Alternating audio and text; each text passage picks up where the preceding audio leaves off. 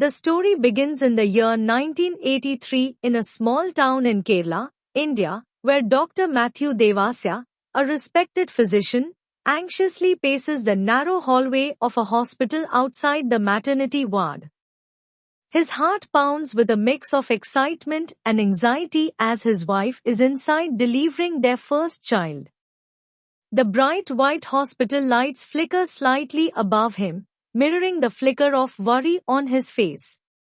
Moments later, a nurse comes out smiling and informs him that his wife has delivered a healthy baby boy. Overcome with relief and gratitude, Matthew raises his eyes heavenward and thanks God. Just as he begins to bask in the happiness of the moment, a stranger, an older man sitting nearby, comments casually, "You're lucky it's a boy. If it had been a girl, you'd have had to worry all your life." The words, meant as a passing remark, cut through the joy, revealing deep-seated patriarchal attitudes. But before Matthew can respond, the same nurse rushes out again, flustered and apologizing. "There's been a mistake. The baby is, in fact, a girl." Matthew pauses, then turns to glare at the stranger who just moments ago symbolized society's sexist norms. He once again thanks God, this time with even greater sincerity. The scene subtly hints that his daughter will grow up defying expectations. Fast forward to 1999, the little girl is now Pooja Matthew, a lively, rebellious, and unconventional 15-year-old tomboy. She's in grade 10, and though she lives in a deeply traditional society, she refuses to conform to typical ideas of how a girl should behave. She prefers riding her motorbike over dressing up, and she's outspoken, fearless, and unapologetically herself. Her father, Dr. Matthew, is a dedicated doctor who also harbors a passion for singing. He often records his own voice and listens to it proudly. Her mother, a sweet and kind-hearted college lecturer, finds joy in cooking and often indulges in self-praise of her culinary skills. Pooja loves her parents deeply but is aware of their quirks and the subtle ways they represent both support and tradition. She also introduces her two closest friends, Neetu, a boy-crazy flirt who changes crushes weekly, and Donna, a happy-go-lucky foodie who is always thinking about her next meal. Together, the trio forms a bond that provides comic relief, support, and occasional mischief. Pooja also shares her special connection with Rachel Auntie, a middle-aged woman who defies social norms. Rachel, married and living life on her own terms, makes wine at home for a living. Pooja often visits her, not only to taste test her batches of wine but also to seek life advice.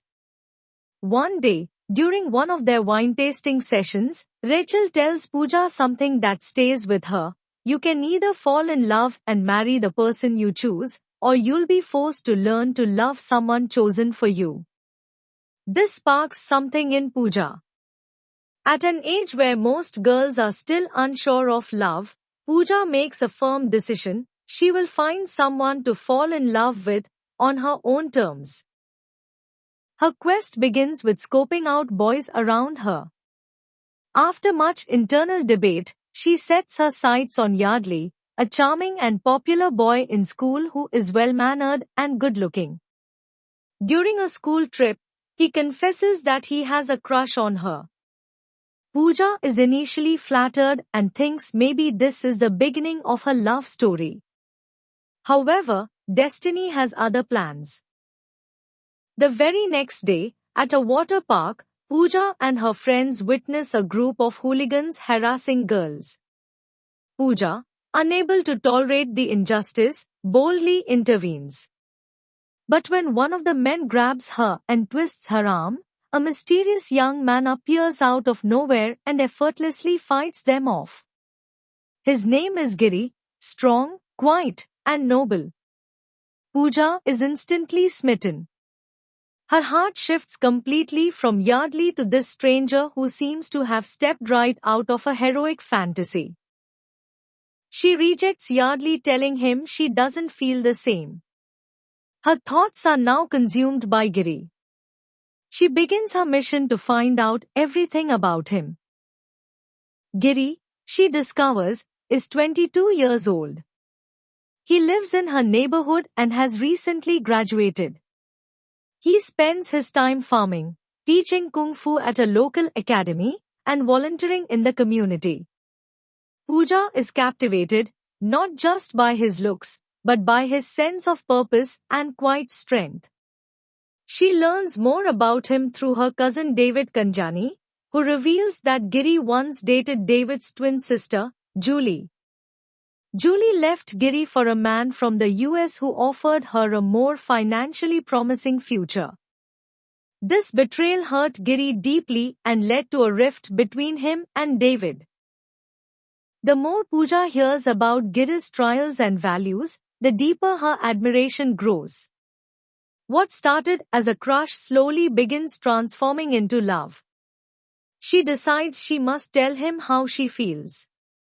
On Palm Sunday, which coincides with Giri's birthday, she plans a special visit and carries with her a keychain gift, symbolic of her emotions.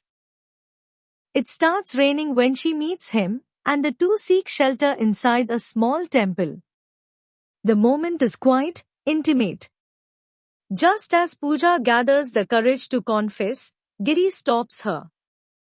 He tells her she is still a child, destined for a bright future, and that she shouldn't be distracted by emotions. His words are kind but firm. Heartbroken, Pooja drops the keychain and walks out into the rain, tears blending with the downpour. Despite the pain, she respects his wishes and throws herself into academics. She clears her medical entrance exams and joins Kozhikode Medical College. Before leaving, she attempts to contact Giri again but learns he has gone to China. He had helped a friend elope with a girl from a conservative household, and threats from her family made it unsafe for him to stay.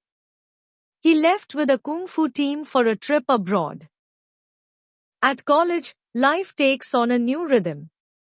Pooja remains close to Neetu and forms new friendships, particularly with Anna, a sweet, studious girl, and Dr. Prasad Varki, a young and empathetic professor who becomes her mentor and confidant. Pooja matures, but Giri remains in her thoughts like an unfinished chapter. In her final year, 2005 to 2006, fate intervenes again. She bumps into Giri. He has returned.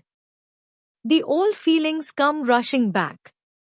She confides in Dr. Prasad, who encourages her to take a chance. After all, so much time has passed, and she is no longer a child.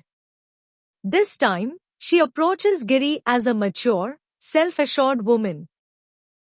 When Giri's mother is hospitalized, Pooja volunteers to take care of her, hoping to rebuild her bond with Giri. She starts helping him in his community initiatives, organizing mass weddings, offering medical advice, and even publishing a book authored by his mother. All the while, she is falling deeper in love. But before she can confess, she learns that Giri is engaged to Sri Lakshmi, a woman his mother chose for him. The news crushes her. She begins preparing herself emotionally to let go. However, the narrative takes a turn. David, her cousin, asks Pooja and Giri to help him elope with his girlfriend Nazima. They agree, and after helping them escape, David gives Giri a letter. When Giri opens it, he discovers that David didn't elope with Nazima, but with Sri Lakshmi, the woman Giri was supposed to marry. To Pooja's shock, Giri doesn't appear upset. Instead, he smiles. He had never wanted to marry Sri Lakshmi. The engagement was orchestrated by his mother, and he had no intention of going through with it. The person who didn't know the truth was Pooja. Yet even now, Giri doesn't confess his feelings. Pooja is devastated and prepares herself to move on once and for all. Dr. Prasad and Rachel auntie urge her to speak with Giri one final time, not to win him back, but for closure. It's his birthday again, and Pooja decides to visit the same temple where she once confessed her love. This time, she walks in with no expectations. But life has one final twist. Giri is there, as she predicted. As she approaches him, he finally opens his heart. He confesses that he had loved her all along. He shows her the keychain she once dropped, proof that he had treasured her and their moments in silence. He explains that he felt unworthy of her back then and didn't want to hold her back from her dreams. But watching her grow into the woman she is today made him realize she's always been the one. Tears, laughter, and relief flood their reunion. They return home and reveal their love to Pooja's parents. Despite belonging to different faiths, her parents support their union wholeheartedly. The wedding is a beautiful blend of love, culture, and acceptance. In the final scenes, Pooja narrates the happy endings of others too. Dr. Prasad marries Anna, Neetu ends up with Yardley, and even Donna finds love. Giri opens his own Kung Fu academy, and Pooja begins her career as a doctor. They are now parents to a beautiful baby girl, a symbol of everything they fought for: love, freedom, and the right to choose your own path. In the end, Pooja Matthew's story is not just about winning the love of her life, it's about embracing every version of herself that led to that love. From the wide-eyed girl who tasted wine and plotted teenage romances to the confident doctor who could stand on her own feet, she emerged not just as someone's partner, but as a fulfilled individual. Her journey with Giri comes full circle not because fate demanded it, but because both grew into the people they needed to be for each other.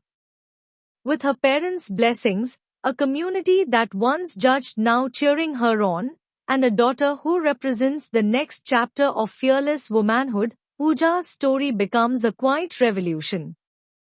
In a society that still often writes destinies for its daughters, she rewrites hers with bold strokes, and love follows.